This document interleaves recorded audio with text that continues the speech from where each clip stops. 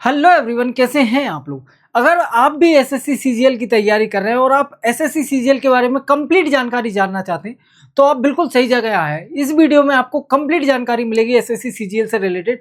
किस टाइप की आपकी जॉब होगी, किस तरीके की आपकी सैलरी होगी, क्या जॉब का स्ट्रक्चर होगा, सब कुछ जानकारी आपको इस कंप्लीट वीडियो में मिलने वाली है। तो वीडियो को एंड तक जरूर देखना। देखिए, सबसे पहले बात करते हैं the mini IAS. SSC CGL को मिनी आईएएस भी कहा जाता है, आप सबको सुना होगा। इसको मिनी आईएएस क्यों कहते हैं?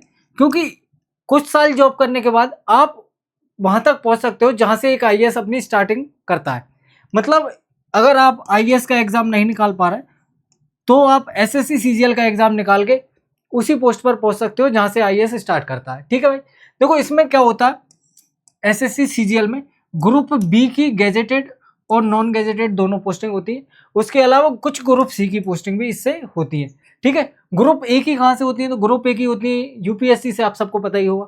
ठीक है, बिल्कुल ठीक है। उसके बाद हम बात करते हैं, देखो भाई, सबसे ज़्यादा बेनिफिशियल बात क्या है कि आपकी जॉब 100% सिक्योर होती है। ठीक है। उसके बाद आपके प्रमोशन बिल्कुल फिक्स्ड होते हैं कि इतने साल के बाद आपको ये प्रमोशन मिल जाएगा। उसके अलावा मेडिकल कवरेज आपको कंप्लीट फैमिली का मिलता है। ठीक है। उसके अलावा बात करें तो अगर आप एमईए में लग जाते हैं तो आपको फॉरेन पोस्टिंग के चांसेस भी होते हैं। ठीक है। और सबसे ज़रूरी बात कि अगर आपकी सरकारी नौकरी लग गई तो रिस्पेक्ट सोसाइटी में आप सबको पता है कैसी होती है। ठीक है। उसके अलावा पेंशन, मतलब नौकरी करने के बाद आपका एक फ्यूचर सिक्योर हो जाता है कि बाद में भी मुझे किसी चीज़ की ज़रूरत नहीं पड़ेगी। देखो, इसके अलावा आपको ये सारे डिपार्टमेंट में और इस तरीके की सारी पोस्टिंग मिल सकती है। जैसे सीबीडीटी डिपार्टमेंट में मिल सकता है, आपको सीबीआईसी में मिल सकता है, सीबीआई में मिल जाएगा। उसके अलावा एमईए में मिल जाएगा, सीएसएस में और ईडी में। ठीक है। कौन कौन सी जॉब होती है? तो इनकम टैक्स इंस्पेक्टर, जीएसटी या preventive officer, sub inspector CBI में लगता है। उसके अलावा असिस्टेंट सेक्शन ऑफिसर, एएसओ के नाम से आप जानते होंगे। ठीक है। इन्फॉर्मेशन ऑफिसर और double E O, assistant audit officer. ठीक है भाई, बिल्कुल ठीक है। इसके अलावा हम बात करें तो लाइफ स्टाइल मैट्रिक्स। देखो, जैसे अगर हम बात करें सीबीआई, ईडी, प्रिवेंटिव ऑफिसर या IT inspector, income tax inspector, ये सभी क्या है? ये सभी फील्ड ऑपरेशन वाली जॉब है। उसके अलावा अगर डेस्क जॉब आपको चाहिए तो आप एएसओ इन सीएसएस जा सकते हो या एएमई एमई जा सकते हो या फिर आप ऑडिटर बन सकते हो। ये सब क्या है? ये सब है डेस्क जॉब। तो आप अपने वर्क लाइफ बैलेंस के हिसाब से देख सकते हो, अपनी स्ट्रेंथ की और कमियों के हिसाब से देख सकते हो कि मुझे फील्ड वर्क चाहिए या डेस्क जॉब करनी है। ठीक है, बिल्कुल ठीक है भाई। इसमें पब्लिक डीलिंग करनी होती है और इसमें वर्क लाइफ बैलेंस रहता है। कोई काम नहीं है आपको, 9 to 5 की जॉब रहेगी। उसके अलावा पॉलिसी और ड्राफ्ट मेकिंग में काम करना होगा। कोई फिजिकल स्टैंडर्ड रिक्वायरमेंट नहीं होती। ठीक है भाई, बिल्कुल ठीक है। इसमें आपको फील्ड में जाना पड़ेगा, काम कर सकता है। उसके अलावा हैवी पब्लिक डीलिंग करनी पड़ेगी, पब्लिक से डील करना ही पड़ेगा। और फिजिकल स्टैंडर्ड की रिक्वायरमेंट होती है और ट्रैवल भी आपको इसमें करना पड़ सकता है। ठीक है भाई। उसके बाद अगर हम बात करें तो एज रिलैक्सेशन।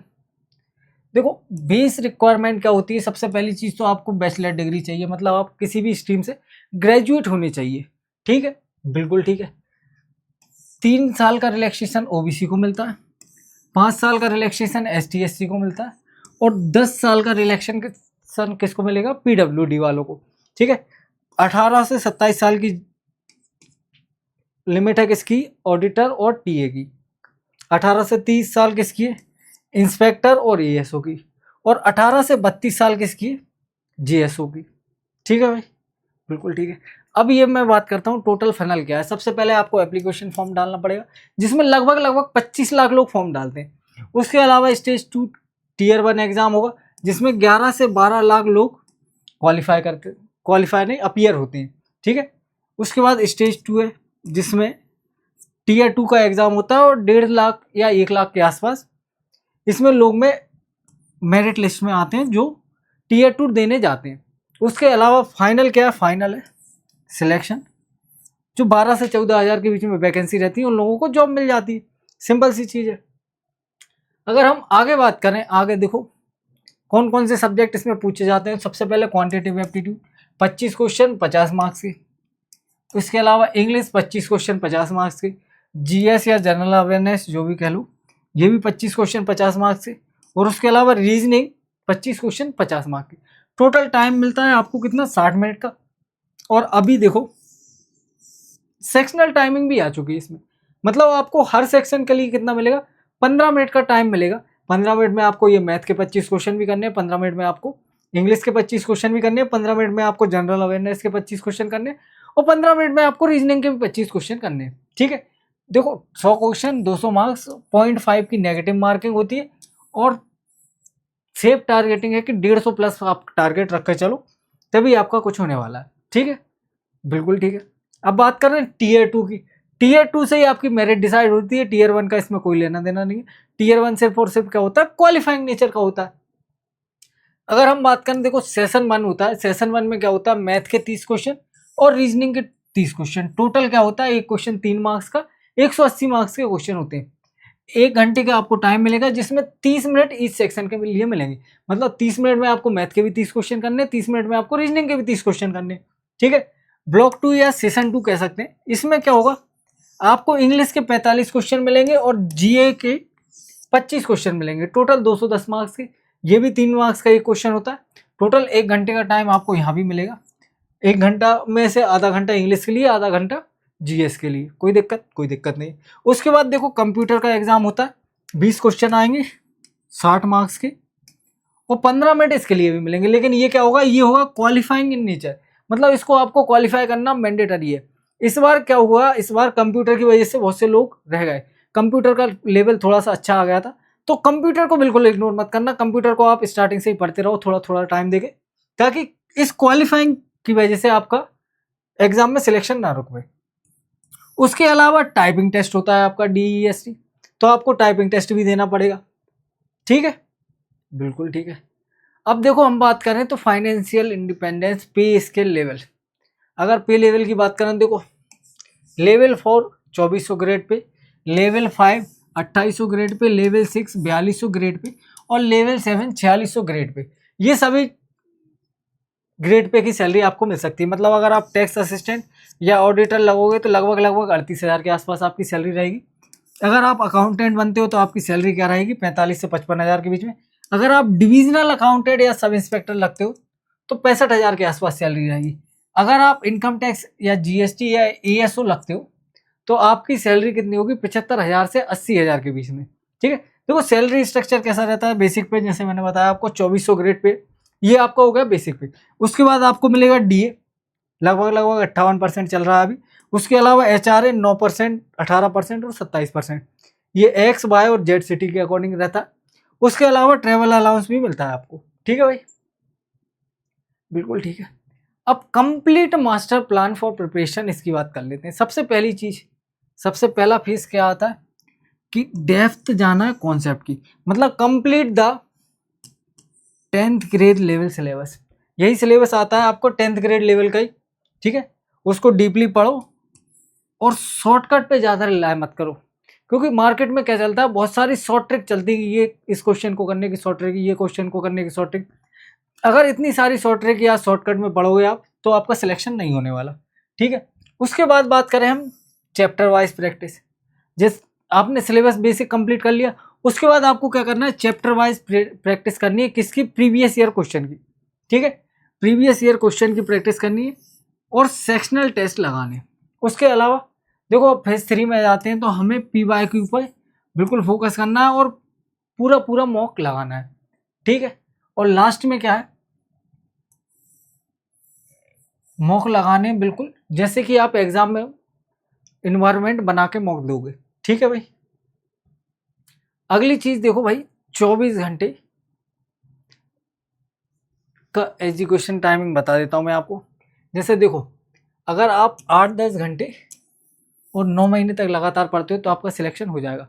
सबसे पहली चीज क्या है, सबसे इंपॉर्टेंट चीज, रेस्ट जरूरी है और रिकवरी जरूरी है। ठीक है भाई, बिल्कुल ठीक है। आप मैथमेटिक्स के लिए टाइम दे सकते हो। ठीक है, इंग्लिश के लिए टाइम फिक्स कर लो, जनरल अवेयरनेस के लिए टाइम फिक्स कर लो, और रिवीजन के लिए टाइम फिक्स कर लो। ठीक है, बिल्कुल ठीक है। ये आपकी पूरी घड़ी है, इसमें आप अपने अकॉर्डिंग सेट कर लेना कि मुझे मैथ कमजोर है तो मैथ को ज़्यादा टाइम दूंगा, मेरी इंग्लिश स्ट्रांग है मैं थोड़ा भी पढ़ूंगा तो काम चल जाएगा, जीए में मुझे कुछ नहीं आता, जीए के लिए मुझे ज़्यादा टाइम देना पड़ेगा। ठीक है, इस तरीके से आप अपना शेड्यूल डिसाइड कर सकते हो। उसके बाद बात करते हैं भैया कि मिस्टेक्स क्या होती हैं और इनको फिक्स करने की स्ट्रेटेजी क्या है। सबसे पहली मिस्टेक क्या है कि लोग बाग कंप्यूटर को, टाइपिंग को इग्नोर कर देते हैं। ये स्टार्ट करते हैं टीयर 1 के बाद। भाई देखो, कंप्यूटर और टाइपिंग दोनों क्वालिफाइंग है, अगर ये क्वालिफाई नहीं कर पाया तो आपका सिलेक्शन नहीं होने वाला। तो मेरा कहना है कि आप डेली 15 मिनट इसे दे दो और 15 मिनट इसे दे दो। आज से ही देना स्टार्ट करो 15-15 मिनट। 30 मिनट में आपका कुछ नहीं बिगड़ेगा। थोड़ा बहुत प्री के मार्क्स में अंतर आएगा, थोड़ा भी अंतर नहीं आएगा प्री के मार्क्स में, लेकिन अगर इनकी वजह से आप रह गए तो आपका पूरा साल बर्बाद हो जाएगा। तो प्लीज़ 15 मिनट इसको, 15 मिनट इसको दे दो। यही लिखा हुआ है, 15 मिनट डेली करो इसकी। ठीक, बिल्कुल ठीक है। Preparing pre and main separately, ये सबसे पहला ब्लेंडर रहता है लोगों का। लोग क्वेश्चन देखते हैं कि ये थोड़ा सा टफ क्वेश्चन है, ये प्री में नहीं आएगा, इसको छोड़ देता हूँ। भाई सिलेबस एक बार कंप्लीट करो, प्री टू मेंस पूरा कंप्लीट करो। सॉरी, एक बार पढ़ोगे आप, पूरा पढ़ोगे, जिससे क्या होगा कि आपकी टीयर 2 की तैयारी होगी, क्योंकि सिलेक्शन टीयर 2 से ही होने वाला है। टीयर 1 में आपने क्वालिफाई कर भी लिया तो आपका सिलेक्शन नहीं होगा, टीयर 2 से ही सिलेक्शन होगा। तो आपको टीयर 2 की तैयारी डे 1 से ही स्टार्ट करना है, सिलेबस उसी के अकॉर्डिंग पढ़ना है। कुछ जो चैप्टर होते हैं जो टीयर 2 में आते हैं उनको लोग बाग छोड़ देते हैं कि इन्हें तो बाद में देखेंगे, उनको भी आपको पढ़ना है। ठीक है, बिल्कुल ठीक है। Reading without taking full length mock test. भाई लोग बाग क्या करते हैं कि उनकी तैयारी चल रही, काफ़ी टाइम हो गया, वो सेक्शनल टेस्ट लगाते रहते हैं, फुल लेंथ टेस्ट की प्रैक्टिस ही नहीं करते। फुल लेंथ टेस्ट की प्रैक्टिस नहीं करते तो उन्हें एग्जाम का माहौल ही नहीं मिल पाता। आपको बता देता हूँ कि मॉक टेस्ट नॉन नेगोशिएबल वाला है, कि मॉक टेस्ट तो आपको लगाना ही लगाना है। 60 मिनट में 100 क्वेश्चन कैसे कर सकते हो आप, वो आपको पता होना चाहिए। अगर आप मॉक टेस्ट नहीं लगाओगे तो आपको पता ही नहीं लगेगा कि मैं 60 मिनट में कितने क्वेश्चन एग्जैक्ट अटेम्प्ट कर सकता हूँ। तो आपको एग्जाम के जो प्रीवियस ईयर में आए वो मॉक टेस्ट तो लगाने ही लगाने, वो तो कंपलसरी है। कुछ नए मॉक टेस्ट भी आप लगा सकते हो। ठीक है, और सबसे लास्ट चीज क्या है, लोग बाग इंग्लिश और जनरल अवेयरनेस इनको इग्नोर कर देते हैं। इन्हें लगता है क्या कि 100% मैथ में आ जाएंगे, रीजनिंग में भी मैक्सिमम आ जाएंगे। भाई आप इंग्लिश में भी 100% मार्क्स ला सकते हो, और जीएस में कम से कम 80% मार्क्स लाओगे जब जाके आपका क्वालिफाई हो पाएगा। तो आपको सारे सब्जेक्ट को बराबर टाइम देना है, क्योंकि हर सब्जेक्ट के क्वेश्चन क्या आने, बराबर आने। हर सब्जेक्ट का एक क्वेश्चन 2 नंबर का रहने वाला है, सबको बराबर टाइम देना है। ठीक है भाई, बिल्कुल ठीक है। फाइनल फॉर्म क्या है देखते हैं भाई। अगर आप 22 ईयर में इनकम टैक्स इंस्पेक्टर लग गए, लेवल 7 की आपकी जॉब वो सैलरी रहेगी। ठीक है, उसके बाद आप 5 से 6 साल के अंदर इनकम टैक्स ऑफिसर बन जाओगे, आईटीओ बन जाओगे। लेवल 8 और लेवल 9 की आपकी सैलरी हो जाएगी। उसके बाद आप 10-12 साल में असिस्टेंट कमिश्नर बन जाओगे। ठीक है, उसके बाद आप डिप्टी कमिश्नर और जॉइंट कमिश्नर और एडिशनल कमिश्नर तक जा सकते हो। अगर आप 22 की एज में लगते हो तो 45 साल की एज में आप जॉइंट कमिश्नर तक पहुंच सकते हो या एडिशनल कमिश्नर बन सकते हो। ठीक है, तो ये आपका वो हो जाएगा पिरामिड जिसको आपको कवर करना है। अगर आप 22 की एज में लगते हो, थोड़ी एज आपकी ज़्यादा है, थोड़ी ज़्यादा एज में पहुंचोगे, और ये लगभग अप्रोक्सीमेट टाइम है, कितने टाइम में आपका प्रमोशन होता ही होता है। ठीक है भाई, बिल्कुल ठीक है। उसके बाद अगर हम बात करें कुछ मोटिवेशन की चीज, the grind is temporary, glory is permanent.